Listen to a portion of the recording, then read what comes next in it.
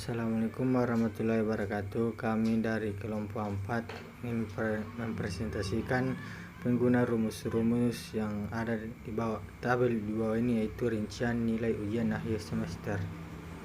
Oke, langsung saja saya akan memperkenalkan nama-nama kelompok kami. Pertama itu Ketua Muhammad Hasim, anggota Esra Maharani Cerniago, ketiga Rizky Rizita, keempat Nurbulanisa, keempat kelima Muhammad Asbar. Langsung saja saya persilakan Muhammad Hasim untuk menjelaskan persenan nilai hadir, persenan tugas, persenan UTS, persenan UAS. Saya persilakan Muhammad Hasim. Iya, terima kasih atas kesempatan yang telah diberikan. Ya, di sini saya akan menjelaskan cara untuk mendapatkan 15% dari nilai hadir hingga mendapatkan nilai 25% dari nilai UAS. Ya, langsung saja kita masuk ke nomor pertama. Ya, di sini kita bisa lihat rumusnya. Karena kita memakai 15%, maka kita tuliskan saja 0,15 di sini dan langsung dikalikan dari sel E17, yaitu nilai hadir dari nomor pertama ada 90, dan di sini langsung kita jumlahkan, maka bisa didapatkan di sini 14.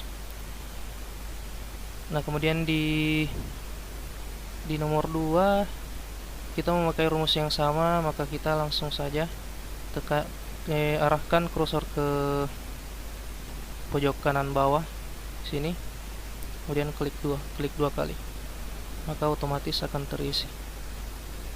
Nah, begitupun dengan mencari nilai 35%, kita kalikan dengan 0,35 memakai 35% ya. Dan di sini kita sorot bagian nilai tugas ini di sel G17, sehingga kita mendapatkan juga 26,3. Nah, seperti tadi, karena rumus di nomor 2 sama dengan nomor yang pertama, maka kita klik 2 kali, maka akan muncul dengan otomatis. Nah, selanjutnya kita akan mencari 25%. Ya, di sini kita hanya mengubah 0,35 tadi menjadi 0,25. Kemudian kita sorot, kemudian kita kalikan dengan nilai UTS, yaitu 87, sehingga kita mendapatkan 21,8. Nah, di sini seperti tadi, karena sama, kita klik 2 kali. Nah, kemudian yang terakhir sama dengan nilai UTS yang 25%, sama dikalikan dengan 0,25. Yang membedakannya, kita akan mengkalikannya dengan nilai, maksud saya sel dari nilai UAS, yaitu sel K17, sehingga kita mendapatkan nilai 23 dari 92. Ya, seperti tadi, kita langsung saja, karena rumusnya sama, kita langsung klik 2 kali saja. Ya, selesai. Nah, penjelasan selanjutnya akan dilanjutkan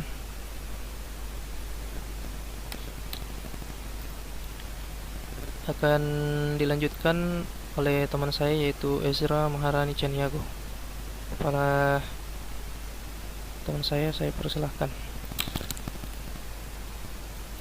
Terima kasih atas kesempatan yang telah diberikan kepada saya. Saya akan menjelaskan tentang cara menentukan nilai akhir dengan menggunakan Microsoft Excel. Di sini teman saya sudah mencari nilai hasil persen dan dari rincian nilai ujian semester.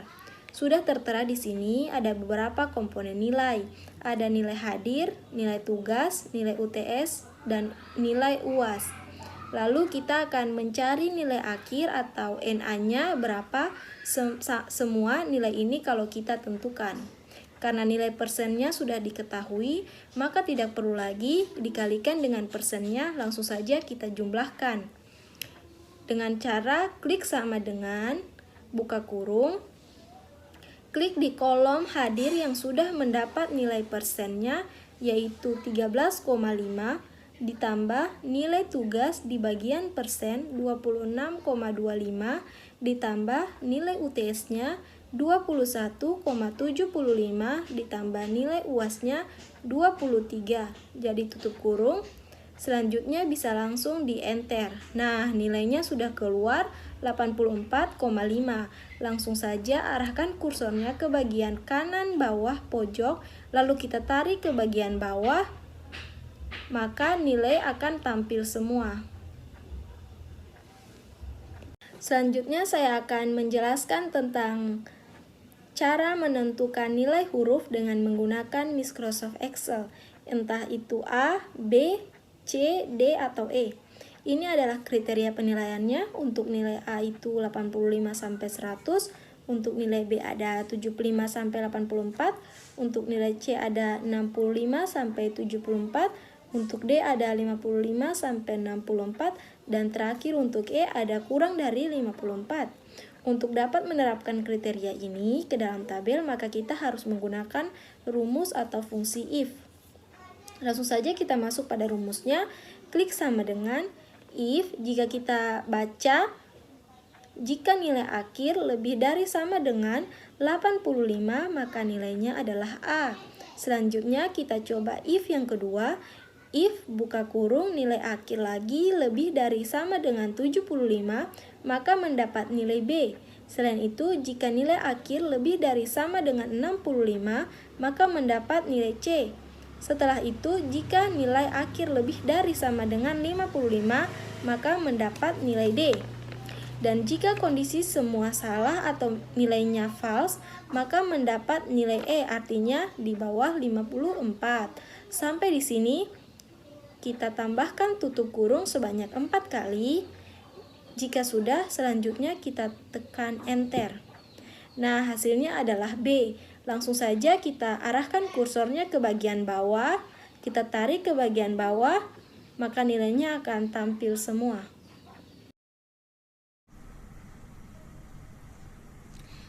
Baik, terima kasih kesempatan yang diberikan. Saya akan melanjutkan materi yaitu penggunaan if pada nilai bobot dan if error. Di sini kita bisa lihat rumusnya. Di sini menggunakan multi if karena if yang digunakan itu lebih dari satu. If sama dengan if n17, di sini n17. Kemudian nilai huruf A itu nilai bobotnya sama dengan 4,0. Kemudian nilai huruf B itu nilai bobotnya itu 3,0. Di sini kita ambil ketentuan dari sini. Kemudian kita ambil lagi if, kemudian klik N17, kemudian kita masukkan lagi nilai huruf C dan masukkan nilai bobotnya yaitu 2,0. Kemudian kita ambil lagi if dan nilai huruf D itu nilai bobotnya sama dengan 1,0. Lebih dari itu, selain dari itu maka dapat nilai huruf E atau nilai bobot 0,0. Selanjutnya if error. Di if error kita masukkan rumusnya if error, kemudian M17 di sini. Jika penjumlahan di sini di nilai akhir salah, maka di bagian if error akan tampil rumus yang Anda masukkan salah. Tapi jika sesuai maka akan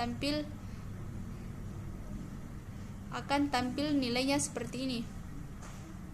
Terima kasih. Selanjutnya akan dilanjutkan oleh pemateri selanjutnya. Baiklah, terima kasih atas waktu yang telah diberikan. Di sini saya akan menjelaskan mengenai fungsi if pada and, or, dan not. Yang pertama yaitu pada fungsi N. Pada fungsi N, di sini M17 nilai akhir yaitu lebih besar dari 50 dan lebih kecil dari 100. Mengapa true? Karena kedua rumus pada rumus tersebut semuanya terpenuhi. Selanjutnya yaitu OR. Pada fungsi OR yaitu menyatakan nilai akhir lebih kecil dari 50 dan lebih besar dari 100. Mengapa false? Karena nilai akhir di sini semuanya tidak ada yang memenuhi kriteria. Semuanya lebih besar dari 50 dan lebih kecil dari 100. Selanjutnya yaitu not. Not M17 nilai akhir lebih besar dari 25. Mengapa di sini false? Karena menggunakan rumus not. Jika menggunakan rumus not, semua yang bernilai false akan berubah menjadi true. Begitupun sebaliknya, jika semua nilai yang bernilai true, jika menggunakan rumus not akan berubah menjadi false. Baiklah, itu yang dapat saya sampaikan. Saya kembalikan ke moderator. Oke, itulah tadi penjelasan rumus-rumus rincian nilai ujian akhir semester. Sekian dari kelompok kami. Wassalamualaikum warahmatullahi wabarakatuh.